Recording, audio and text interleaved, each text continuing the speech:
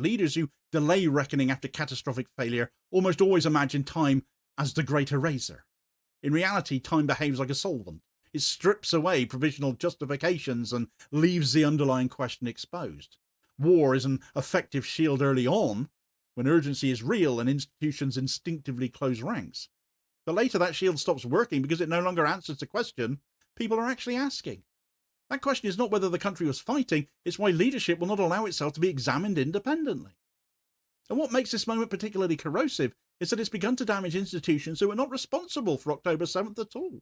Courts are dragged into political accountability disputes because politics refuses to resolve them. Families of victims are forced into public confrontation because no credible process exists to receive their demands. Former officials feel compelled to speak out because silence now reads as acquiescence. Each reaction widens the damage.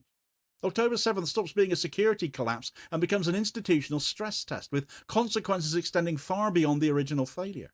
And this is where Netanyahu's longer relationship with Israeli institutions becomes relevant.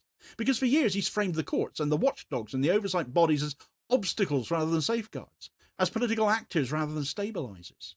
That posture also has consequences. When the same leader now asks for patience and trust while declining independent scrutiny, the reservoir of institutional goodwill he might once have relied on simply isn't there. The credibility gap did not begin on October 7th, it's been accumulating over time. And the refusal to establish a state commission has just poured fuel on the fire now.